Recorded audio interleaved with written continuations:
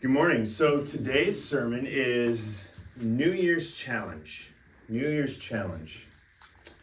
And it's appropriate at the end of the year to kind of also review how we've grown as a family.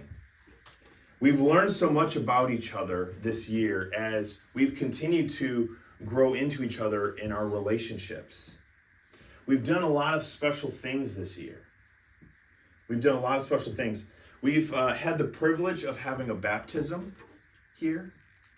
We've also welcomed 6 new members into the church.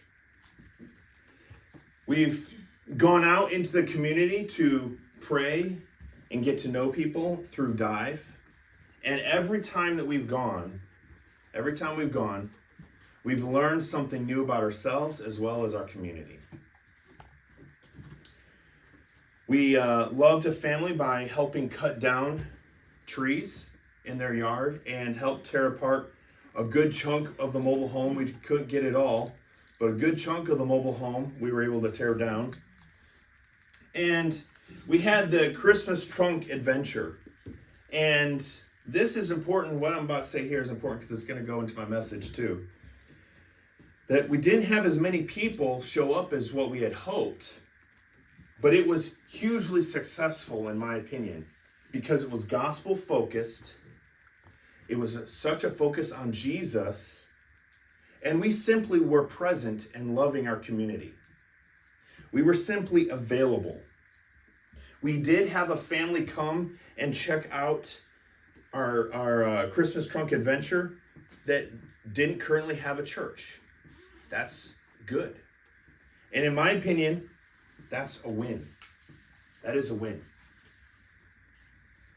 I want to take a moment and kind of review our purpose, vision, mission, and values. Our purpose is to make disciples and support the spread of the gospel. That's our purpose. Make disciples and support the spread of the gospel. Our vision is multiplying disciples with faith in action. Our mission is to reach, pray, multiply, send, RPMs. Reach out to those open to the gospel of Jesus Christ. Pray for the broken. Multiply disciples through the Great Commission.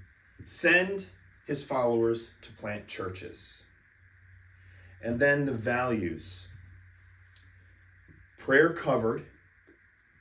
Holy Spirit led. Gospel focused, outreach driven, sacrificial hospitality. Values are important because that is the DNA of the church.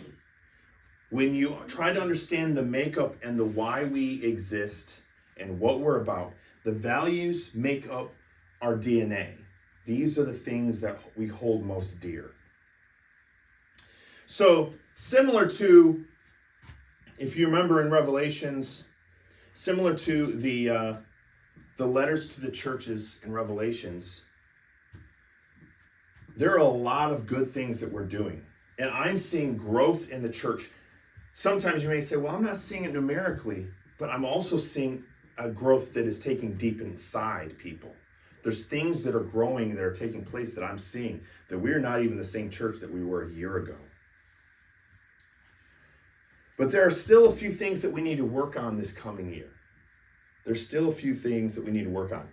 See, when the letters that were written to the church, it was in Revelations, they were written to the entire church. It wasn't just the pastor. Because I have to take ownership as I lead this church. But as a church, we rise and fall together. As a church, we're either obedient or disobedient together. The letters weren't in Revelations were not just directed to the pastor, they're directed to the body of believers. So this is, as a church, how can we grow this year as a whole?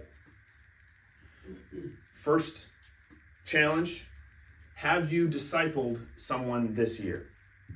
Have you discipled someone this year? We definitely need to grow in this area. We definitely need to grow in this area in this year. Obedience to go and make disciples is not optional. It's mandatory. This is not an optional thing. In the book 180, A Return to Discipleship, Disciple Making by Jeff Vanderstelt, he good stuff. I'm going to exponential training all year long and did some last year. And in fairness, I am learning stuff about discipleship that I had no idea or never learned. So in many ways, we are going to grow because there's things that I can't expect anyone else here to know if I'm learning it myself. Because we're always learning. But there's a lot of good stuff that they're talking about of our old way of thinking. And I really like what he has to say here. The first shift we need to make is from simply reaching more people to grow the size of our ministry or church to actually making disciples. Otherwise, we risk slipping into a purely pragmatic attractional approach. Attracting people is not in itself wrong if we are attracting them to Jesus and calling them to follow and submit their lives to him. Sadly, too many ministries and churches have primarily measured their success by how many people attend their events. This often leads to a do whatever it takes to attract more and more people mentality. In many cases, the ministry or church becomes more of an entertainment industry than a disciple-making ministry. In the worst of cases, churches avoid speaking truth and end up presenting a genie in a bottle, Jesus, who grants your every wish, but never calls you to surrender your life to his will and purposes. These ministries and churches do attract, and they often grow larger. But they don't make mature disciples of Jesus who are able to make disciples of Jesus. Another problem we must face is that many people believe you can become a Christian and never become a disciple of Jesus, as if there are two tiers within Christianity.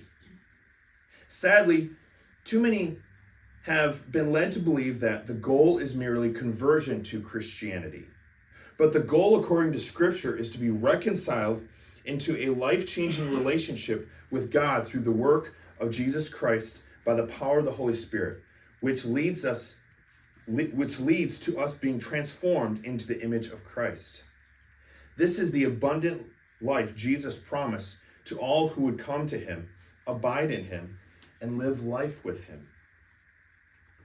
The church needs to return to what Jesus commanded. Go, make disciples of all nations. This invitation is not for the select few. It is for the whole church and requires the whole church being mobilized on mission every day, making disciples of Jesus together. This is being mobilized every day, not just on Sunday, not just on Wednesday. This is an everyday thing. See, as we want our church to grow naturally, our hope in church growth must not rest in church events. So that's why I mentioned the Christmas trunk adventure. We did some good things, but if our focus is that's the only way we can grow, we've got it upside down. We can't even have the mindset that Sunday school classes or Wednesday discipleship classes and everything, that's how we disciple people. That's a way to teach and instruct, but that's not actually discipleship. It's upside down. We've been doing many different events for the past two and a half years that I've been here. And events are good, and we're going to keep doing them. Hear me in that. We're going to keep doing events. They're good. Events are good. But who here has joined our church because of our many activities? Who's here that's new in the last 2.5 years because of our many outreach events? Bible studies. We have to grow as a church by doing what Jesus said to do. The world has a way of trying to do things we have to go to Scripture and do what Jesus tells us to do. In John 15, verse 5 says, I am the vine, you are the branches. If you remain in me and I in you, you will bear much fruit. Apart from me, you can do nothing. You see, even our church events, while they are good, if we're not careful, they can give us the excuse to think that we're doing what God is telling us to do in making disciples. And we can try to justify our actions, and gives us the excuse to be disobedient and not share our faith with those in the world, to those outside the church. We can justify the lack of creating disciples because of these events, and then justify our own personal inaction if we're not careful. If events, church events, which are good, allow us to be disobedient in our call to go and make disciples, and we give all kinds of excuses and justifications, is it still a good event?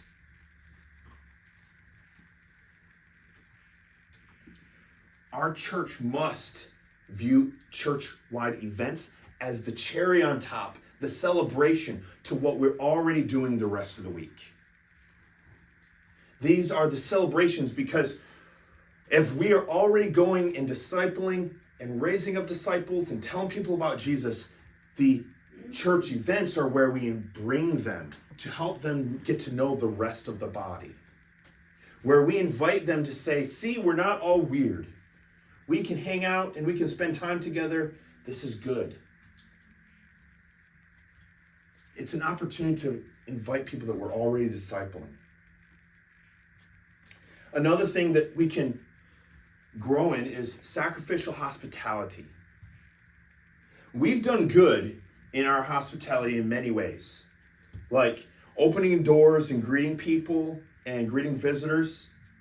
We've done really well, and just smiling and caring for them and people when they come in. We've done really well. We've just got some areas that we can also grow in. We can grow in our hospitality in other areas of the church. If we have events and people come from outside the church, will we treat them like we did the mother and daughter that joined us for Friendsgiving, that sat alone at the table? Carrie and I and one other person sat with them, but most stayed with their families and friends.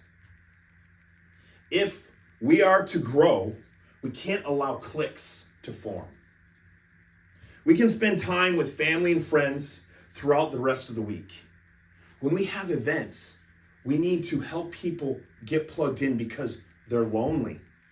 And many of them, we can't expect them to have better social skills than ourselves. Some might feel awkward being in our church. We have to do better in how do we help them feel part of the family. Because it's easy. In my flesh, I like hanging out with the people that have my sense of humor and all these different things.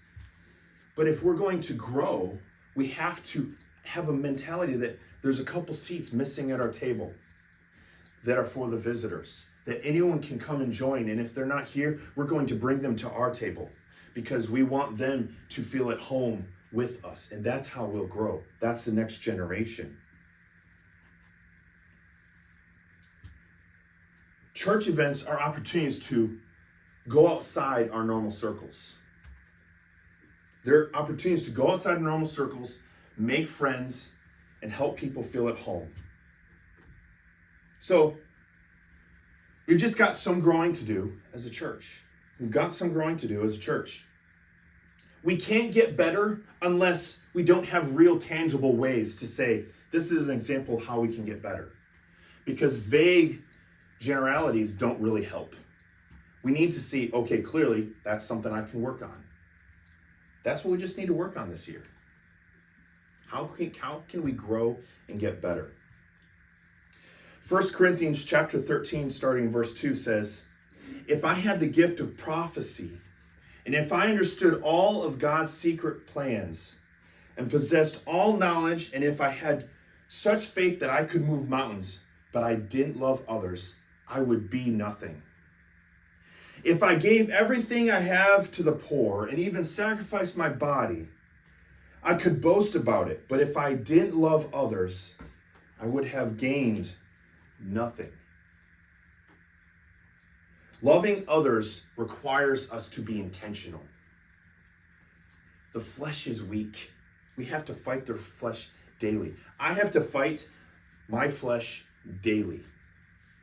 Because going and talking, you have to break the mindset of the typical mold of a pastor, please. Because I don't feel like I'm the typical pastor, but sometimes going up to strangers, and it's expected that as a pastor you should go up and greet new visitors. I have to push back my introverted self, like, I don't want to. Evangelists, they love and they get excited and thrilled by it. Most people find them weird because that's not normal. We like to stay over here, and if they want to come over here and talk to us, we'll talk to them. But I have to die to myself daily so that I can be the leader that God has called me to be. Because if I just stay in my corner with my group of people, what am I leading? Obedience without love is worthless. I'm telling you all these things, that these are the things we can do to be obedient. But if we do them simply so that we don't get in trouble by the pastor, or so that whatever, then that's not out of love. In our heart, we need to do these things because it's like, I know what it's like to be there. My heart breaks for this person. I want to go and be there for them. I want to go and love this person. It has to be out of love. Otherwise, it's worthless. It's not about being legalistic and following the law and the rules and obedience. True obedience comes from the heart of love. And it's an outpouring because our love for someone else wants to be more like Christ. A good definition of a disciple is this. A disciple is a child of God who loves like family, a servant of Jesus who serves others like Jesus served them, and a missionary sent and empowered by the Spirit to show and share Jesus. It's a way of life. It's a way of life. It's living life with people and teaching them how to follow Jesus and go about their day. It's teaching them how to follow Jesus. Creating disciples is being intentional in our relationships and steering them towards Jesus. Do you know people? Steer them towards Jesus. That's discipleship. Steer them towards Jesus. You don't always have to have a clear-cut, all right, you are now my disciple and I am your mentor. You don't have to go through and make it that formal. You can just know in your mind, this person needs some struggle and they're willing to listen. I'm going to help guide them towards following Jesus. That's discipleship. That's discipleship. It's a way of life. If you feel that you're too busy to work because of work and it's just crazy, the hours that you do, God wants you to disciple your coworkers. You have, often like me, many of us, we spend more time with our coworkers than we do our own family. I see my coworkers and get annoyed at my coworkers and all these different emotions far more than I do my own family. And sometimes it's like, man, why? It's annoying because I do kind of like my family more, but I don't get to see them as much as I like. But God has placed us in a scenario where we have an opportunity with our coworkers to reach and love and disciple them what it means, what it looks like to follow Jesus. It's interesting because those that are often the most busy in life make for the best discipleship makers because they aren't lazy and are highly self-motivated. Those that are super busy, you would think, like in leadership training, I was often told, hey, when you're trying to raise up volunteers, like in youth ministry or whatever, we don't really encourage you to look for those that are laid off. Look for those that are working 50, 60 hours a week. I'm like, what? Because those are the people that are motivated. They'll show up on time. They'll be there where you need them. When they say something that they'll be there, they'll be there. Those that are laid off, they often they lack motivation and they don't put the seriousness into what the call is. And I found it to be true. Another quote from 180, A Return to Discipleship Making, says this: disciple making is a relational activity. When a rabbi called disciples to himself, he was calling them to follow his way of living closely. The ancient Jewish blessing captures this concept well. May you be covered in the dust of your rabbi. To be a disciple of a rabbi required that you follow him closely, so closely that you would be covered by the dust of his sandals. Jesus called the disciples to follow him, to do life together with him. Discipleship is about a journey. It's about a journey. It's not something that's going to take place in like a 3-month period. It's a journey. Everyone is at a different place in their faith. Some people are going to be like, boom, and take off and get excited and go. But not everyone, most people do not have a road to Damascus moment. Many of you heard Travis's story when he shared his testimony. That was not my story. My story was more of just slow and gradual and growing in my faith in the Lord. I did not have a boom, big, powerful moment. That wasn't my story. Most people, more like me in their walk with the Lord, most people find their way to Jesus through small moments of love and compassion that we share with them. Have you ever made a mistake in front of others? It's a teachable moment of God's grace and our dependency on Christ. Think about that. Have you ever made a mistake in front of family members, co-workers, whatever, and people love to pick, and you call yourself a Christian and all these different things. Say, no, you're right. That's how much I need Jesus, because I'm broken and you need him too. Because without Jesus, I would be way worse. Have you ever grieved in front of others? Grieved at work, just sad. And we're like, what's wrong? I'm just not doing well. Have you grieved in front of others? It's an opportunity to share the hope that we have in Jesus Christ.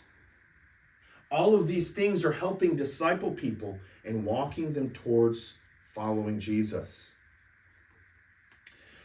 The hard part is we want to sterilize ourselves when we make disciples. And that isn't what that can't happen. It's not how it works. We want to everything look nice and clean to those that we're telling about Jesus. We want to sterilize ourselves so that we don't look or embarrass ourselves, and we want everything to be just right, just so. We want it sterilized. But when we mentor people, when we're discipling people, it's often best when they see our flaws too and how we respond with them. Give you an example. So, because I'm working with Caden and Travis, it's an opportunity that I'm personally mentoring both of them throughout the week as we go. They see my good and my bad. But I had one time where Carrie was doing the dishes and I came in and I wasn't paying attention and I wasn't being very considerate. And I just sat down and started watching a TV show. And it hurt Carrie. And I wasn't being very considerate. Travis was there with us at the house. And he kind of had this like, look. And Carrie was hurt. And I went and I apologized to Carrie for hurting her because I wasn't being very considerate. I was just focusing. I was tired of focusing on what I wanted to do. And I apologized to Carrie. But I used that as a teachable moment later on when I talked to Travis at work about, well, you see how I handle these things? This is how you resolve conflict. You notice Carrie forgave me. She let things go.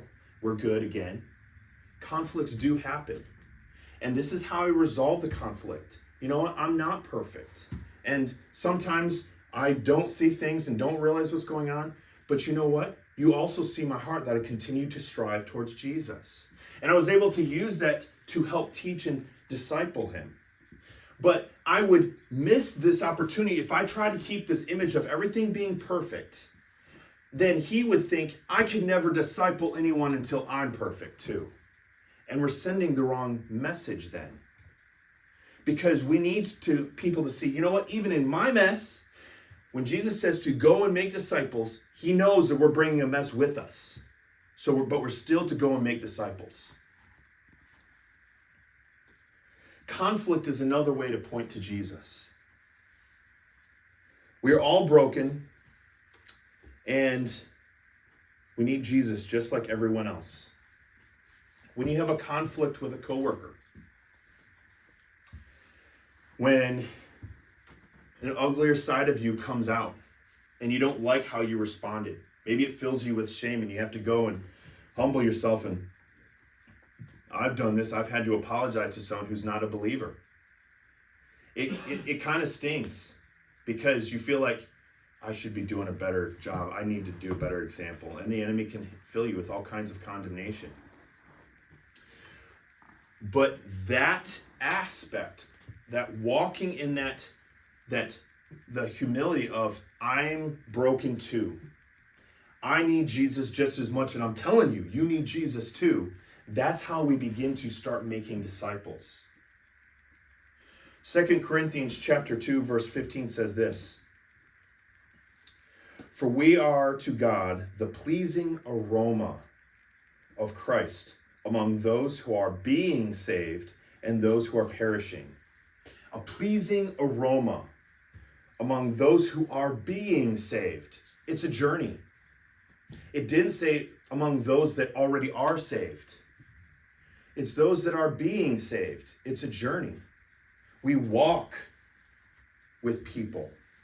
And even those that are perishing, we're still an aroma and a witness to Jesus. So there's kind of two different kinds of discipleship. And this is where we only really think of one when we think of discipleship. We often don't think of the first category, which is evangelistic discipleship. Evangelistic discipleship is the first step. It's teaching those who don't follow Jesus, who don't know about Jesus, what they must do to follow Jesus. That's before they've ever surrendered. It's all about they'll ask questions and why do you do this? Why do you have these values? Wow. So I like what you've done in your marriage. How do you have those values? What do you have there? Your relationships with your kids. Tell me about that. Why do you hold those? And they start asking questions, and you're beginning to help them follow. This is what it means to follow Jesus. I have this not because I said a prayer once in my life, but because I'm following Jesus. You will have this same kind of love and peace in your life today if you begin to follow Jesus too. If you like what you see, it's only found in Jesus, not in me. I'm a broken person. Then there's the surrendered discipleship. This looks different from the other because there's an expectation between those that are teaching and those that are learning. The expectation is that those that are being discipled must go and do what they've learned if they're in fact Jesus' disciples. If you go and learn and learn and learn and learn, and you never actually do, you can't really call yourself a disciple of Christ. You're just a sponge that likes to absorb information, but you don't actually do anything with it. Anyone hanging out on the sidelines is walking in disobedience. Anyone hanging out on the sidelines is walking in disobedience. Spiritual maturity is measured in obedience, not the amount of years someone has had in the faith. In this next year, I will be reevaluating everything from top to bottom to make sure that we are seeing fruit, that it aligns with our purpose, vision, mission, and values. We can't say we've always done on anything because it hasn't been working. What we've always done will continue to get the results we've always got. So we're going to be reevaluating so many different things, top to bottom. So really, in this next year, process this. You are either discipling someone or you are being discipled. Those are the only two options.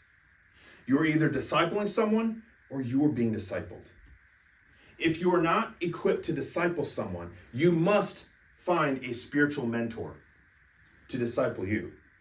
If you're not being discipled and you refuse to seek out a spiritual mentor, you're being disobedient. In this season, who are you praying for in your life that you can begin a spiritual parent relationship with?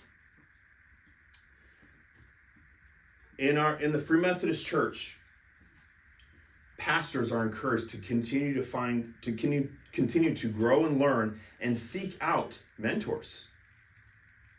At a regional gathering, the superintendent just mentioned again, he's like, hey, if people are needing mentors, we got this guy and this guy. And they're encouraged to seek out mentors and build relationships because you never stop learning and you never stop growing. And if you don't have mentors in your life, those that are further down in the faith that can help to situations that you've never experienced before, how are you going to grow? Because if it's a true parent to grandparent to parent to child spiritual relationship, the parent obviously cannot grow any further than the grandparent will teach them so that it will be translated down to those that they're discipling. So we all, myself included, have to continue to grow and be mentored as well as pouring into others. But if you don't feel properly equipped, I want to help you out because I don't want you to be scared or unsure in how to disciple others. Because if you're like, well, this is kind of new, there's a lot of things that intimidate me, I don't even know where to start, I've got a sign-up sheet. And if someone can pass it out, this sign-up sheet, I want to start this discipleship training in February.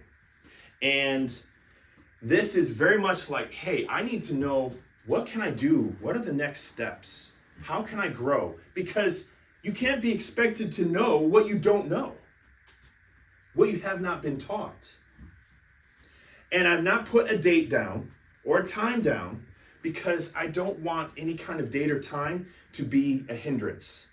So if I have to have multiple classes going in February, I want to do that because I want to serve the church in what would best fit the time schedules of all those that are feeling like spiritually they really need this. So what do I need to do to accommodate everyone who's interested? That's why there is no time or date. I'm going to reach out to people that put their name on it and see, what can we do? How can I help you? What seems to work for the majority, and those that are over here maybe just have more one-on-one. Do whatever I can to help everybody. And I want to be flexible because this is really important. If you do not sign up, and it's okay, you don't have to sign up. If you do not sign up for discipleship, it's totally fine. It just tells me that you don't feel you need to be discipled. So then you already know how to make disciples, so do it. If you already know how to make disciples, do it. If you don't sign up, you don't show up, that tells me you feel you're properly equipped. So be obedient and make disciples. Psalms 128, starting verse 1, says this: Blessed are all who fear the Lord, who walk in obedience to him. You will eat the fruit of your labor. Blessings and prosperity will be yours. What is God speaking to your heart right now? What do you need to lay at his feet? Is it his ways or your ways? So your New Year's challenge this year is to disciple someone you have a relationship with who either doesn't know Christ or doesn't know how to follow him. We have many different relationships. You know more than just one person outside of this church. It's easy in building relationships. Saying in the mindset of saying I'm too busy, we're thinking to come to do an event here or come to lead something here. Being a disciple of Christ means we're teaching them as we go about our day throughout the day while we're busy. Taking a moment to say, oh, I'm sorry for your loss. Can I pray for you? Taking a moment throughout the week. I will say this, that because I take opportunities and I'm very just loving and outspoken to those that I work with, I've had people that are in other trades that came and said, Jeavon, you're a pastor, right? And, yeah. I've got some really big questions I'm wrestling with, and I don't know if I want to be a Christian or not. Can I call you later tonight? Absolutely. None of those opportunities would have presented themselves that I could disciple and walk through this person if I didn't make it a lifestyle throughout the rest of my day. Because trust me, this guy saw when I was cranky too. We need to lay these things at Jesus' feet. The altar is open, and I love our church and what God is doing in our church. We are growing. And sometimes you look around and be like, I don't know the number. We are growing inside. This right here, the roots are going deep. And I love to see what God is doing in each of us as these roots are growing deep. And he is raising up a mighty army inside, and it starts in the spiritual realm and what we are doing as we grow closer and closer to the Lord and walking in obedience. Because one thing is true. We look around and we say, hey, we want our church to grow. Then we have to be obedient as a church. Because God will not bless a church that does not produce fruit and is not obedient and does not abide in him. If we want to see growth, he will bless an obedient church. He will not bless a disobedient church because he does not want more people to be grown into the DNA of more disobedience. It starts with each of us. The worship team can go ahead and come on up. So as we process this coming year, this is the thing that I pray that is over all of us, each and every one of us. May we be covered in the dust of our Rabbi, Jesus Christ. May we be covered in the dust of our Rabbi, Jesus Christ. Because we're following him so closely, his dust is pouring out onto us.